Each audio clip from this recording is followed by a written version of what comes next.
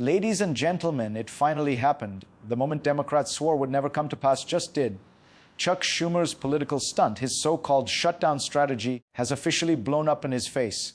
President Donald J. Trump just flipped the switch, and he unleashed what insiders are calling the shutdown slasher. Billions in blue state funding gone. Pet projects, pork programs, climate schemes, union kickbacks wiped clean off the federal ledger, guys. And the very same Democrats who thought that they could choke Trump into surrendering, they're the ones that are gasping for air right now. So while Chuck Schumer hides behind the podium pretending to negotiate, Trump's already moving pieces on a completely different chessboard. He's cutting off the deep state cash flow, using the shutdown to do what no Republican president in modern history has dared to do. Take the knife straight to the bureaucracy itself. Now, here's the twist nobody saw coming. Okay, the polling, the panic, and the backroom revolts prove it. It proves it all. The longer the government stays dark, the brighter Trump's numbers get. Democrats are in free fall. Even CNN cannot spin this one. So tonight we're going to break down exactly how Chuck Schumer's shutdown backfired spectacularly, how Trump weaponized it in a red state victory, and why this moment right here today may go down as the turning point of his second term. Because make no mistake, this is not just a shutdown. This is Trump unleashed. Hit the like button, subscribe. Let's get into it. So Chuck Schumer thought he was playing chess, but he forgot Donald J. Trump was playing demolition. So when the shutdown began, Chuck Schumer refused to even allow a vote on the same continuing resolution that he proudly supported just a few months ago. Why? Why did he change his mind? Well, because Democrats believed that they could force Trump's hand. They thought that they could bleed him politically and make the headlines scream that Republicans are to blame for the shutdown. And of course, in turn, the next election into a referendum on chaos. Well, this was their plan. It was a calculated stunt. It was built on the old belief that the mainstream media would carry their water. Now, CNN, MSNBC, the New York Times, they were all ready to push the narrative that Trump was reckless and cruel. But here's the big mistake. Chuck Schumer misread the country. He assumed that Americans were still living back in 2018, even though it's 2025 when the media could basically script reality. But instead, after 3 weeks of shutdown theater, Democrats found themselves cornered. Look at Hakey Jeff, old Walmart Obama, old Timu Obama, right? Government agencies paused while the White House didn't blink. The polls began to twitch. Then they began to swing inside the Capitol. Whispers started leaking. We might have overplayed this. Chuck Schumer bet everything on the public blaming Trump, and he lost that bet. And so that was the very first crack. This was the moment that the so-called master strategist realized that he had built his narrative on quicksand. Then, of course, came the backfire. Loud, humiliating, and impossible to ignore. New polling out of CNN and Harvard-Harris showed the unthinkable. Trump's approval rating rising during the shutdown. Rising, guys. His blame numbers are down 13 points from the last shutdown. Okay? And all of a sudden, Chuck Schumer's grand narrative that this was all Trump's fault shattered on live TV. Voters weren't buying the sob stories anymore. They saw right through the act. They remembered 2018. They remembered who weaponized shutdowns back then. And this time they said enough. A New York Times survey found nearly 2/3 of Americans, including half of Democrats, their own people, their own supporters, wanted the government reopened now. Drop a now if you want the government reopened. I mean, look at what's happening at the airports and at the DMVs. And it's incredible, guys. So the same poll showed independents turning away from Schumer in droves. That's when panic set in. Democrats had chained themselves to a sinking ship, and the media's megaphone couldn't stop the water from pouring in. Even liberal pundits started whispering the words that they never wanted to say out loud. The public's on Trump's side. So the moment that data hit Capitol Hill, the strategy shifted from how long can we hold out to how fast can we get out before the damage is permanent. Now the standard has clearly shifted. It used to be pretty rare for people to review their Medicare plan, but now it's the rule, not the exception. This is why I partnered with Chapter. They've made reviewing Medicare coverage a normal part of retirement planning. One of our viewers, she said, "I thought I was late, but then I found out most of my friends had already called Chapter." So let me ask, are you going to stay behind the curve? Are you going to do what most people already are and catching up?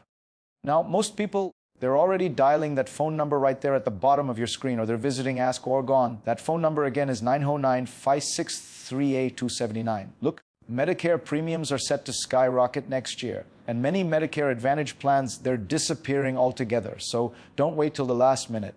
Call right now. Get this off your plate. That way you can actually enjoy the fall and the holiday season without Medicare stress hanging over your head.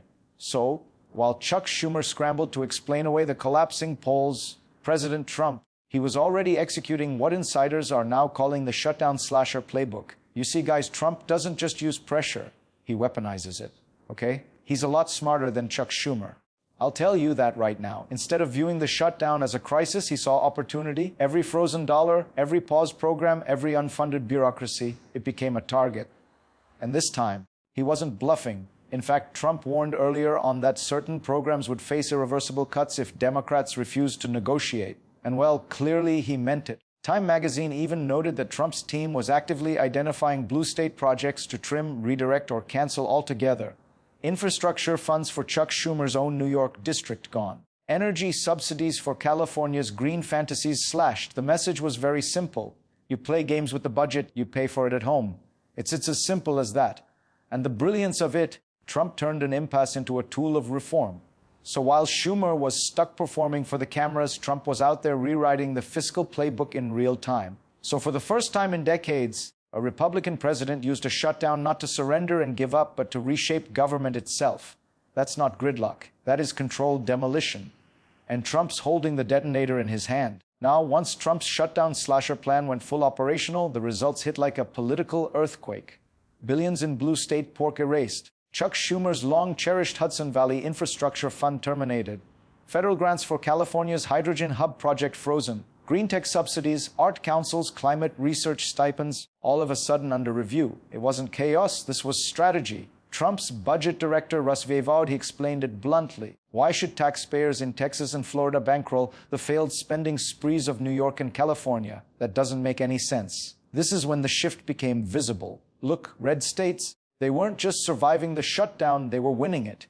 In fact, highway maintenance funds, agricultural contracts, and manufacturing initiatives, they continued flowing into conservative heartlands. Now, for Democrats, this was a complete nightmare. The very shutdown they created to hurt Trump ended up pushing their own donors, their own cities, their own bureaucracies.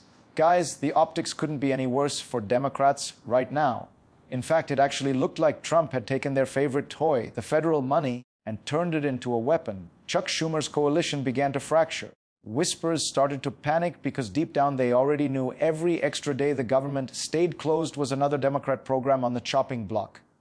Boom, boom, like a thunderclap. Then when Democrats thought that they could spin their way out of this disaster, the media made it worse. Fact-checkers rushed to save Schumer and ended up humiliating themselves. So when conservative news outlets began reporting that part of the shutdown fight was about Democrats trying to expand health care subsidies to illegal immigrants, the corporate press went into full denial mode. False, they screamed. Misleading, they wrote right. But here's the kicker. They were caught cherry-picking definitions, ignoring parolees and so-called temporary status migrants who still qualified under hidden clauses. Daily Caller tore through their lies line by line, showing that the fact-checkers' own sources proved Republicans right. The story wasn't about Trump being heartless. It was about Democrats hijacking the budget to quietly fund policies that voters never even approved to begin with. And the media, instead of investigating, they acted like the defense attorneys for the DNC. It was unbelievable. The result, Americans stopped believing them. Every denial only confirmed the suspicion that press was purely covering for corruption. Then and when the truth started trending online faster than CNN could censor it, the credibility of legacy media collapsed right alongside Chuck Schumer's strategy. So then came the No Kings circus. This was one of the biggest self-own of the entire shutdown. Okay? They owned themselves. Democrats delayed reopening the government just to fuel these ridiculous street rallies, recruiting Antifa members, shouting that Trump was behaving like a dictator. But think about that for a second. If Trump were actually a dictator, would you even be allowed to protest him? Like their whole theory has nothing to stand on. The whole premise exploded on contact with reality. Footage poured in of these tiny crowds, people holding signs about climate change, immigration, and TikTok bans. Everything except the shutdown. By mid-afternoon, most of the rallies had completely fizzled out. Chuck Schumer himself took to the stage in D.C., rambling before a crowd that barely filled up one city block. Not once did he defend his own shutdown plan. Not once did he mention the pain that it was causing his own constituents. It was purely political theater at its worst. Empty slogans replacing strategy. And the irony, the more they screamed, "No kings," the more Trump looked like the only man in Washington who was still in control. So now, while Chuck Schumer was performing for the cameras, the real-world impact of his gamble that blew up in his face started hitting home. Thousands of federal workers across blue state strongholds, they were suddenly furled, offices went dark, paychecks frozen, and one of the biggest shock waves came from inside the national security world. Politico reported that the National Nuclear Security Administration had to furlough most of its civilian staff. That's right, guys. The agency responsible for maintaining America's nuclear stockpile sent home its workforce because of Chuck Schumer's stunt. Trump's team wasted no time framing it exactly as it was: reckless, dangerous, and politically suicidal. His press secretary reminded Americans that Democrats were holding national defense hostage over social programs for illegal migrants. It was no longer Trump's shutdown. It was Schumer's security risk. Then, while legacy media scrambled to try to blame gridlock, average Americans already saw what was already happening. A president trying to protect the country and a Senate majority leader or Senate minority leader who was willing to gamble with its safety. In living rooms across the nation, one question started echoing. What kind of leader shuts down his own country to make a political point, right? This is when even Democrats started whispering the unthinkable. It was time to back down. And that's when it happened, guys. The cracks in the wall became visible.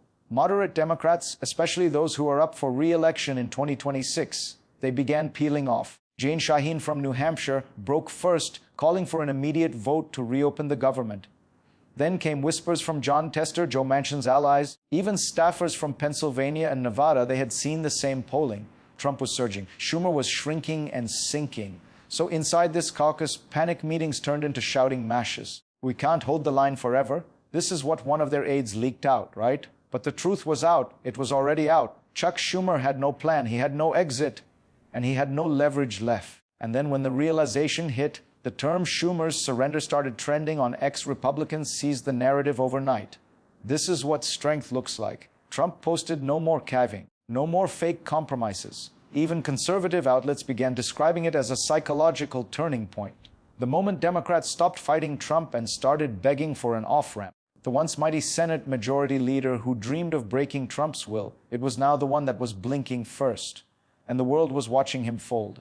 Now, for decades, Democrats could always count on one weapon. The corporate press, CNN, MSNBC, the New York Times, the Washington Post, they could pretty much twist any crisis into a win for the left. But that era is over. The shutdown didn't just expose Chuck Schumer's weakness. It exposed the media's collapse. Trump didn't need them anymore. He went straight to the people. Exposed truth, social, live streams, direct briefings, bypassing the legacy gatekeepers entirely. And for the first time, Americans weren't getting their opinions from the talking heads in D.C. They were getting them from each other.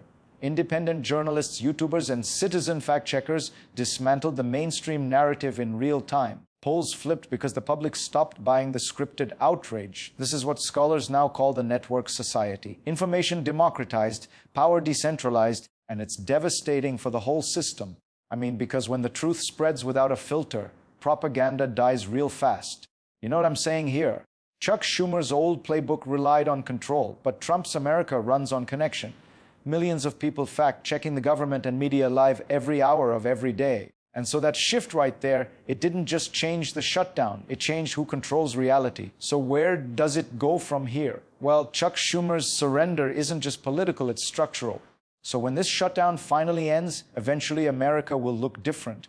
Billions once funneled into these blue state bureaucracies, they're going to be redirected into infrastructure, border security, and manufacturing hubs across red America. They're the programs that Democrats thought were permanent, they're gone. Their green deals, their DI departments, their activist grants cut, frozen, or even dismantled. Trump has already signaled what comes next: a leaner federal government, a stronger private economy, and a hard line on spending accountability. Now here's a twist. Voters want it. Polls show a majority now support Trump's decision to hold firm. The left's great shutdown experiment backfired so badly that it accelerated what they feared the most: the rise of a new conservative era. And in that era, Washington's no longer dictating the narrative. The people do. So as Chuck Schumer's power fades and Trump's victory cements, I want you to remember this, okay? They called it chaos. Trump called it strategy. And history will call it the turning point. Like, subscribe and tell me below. Do you think Trump should keep the government closed until every corrupt program is gone for good?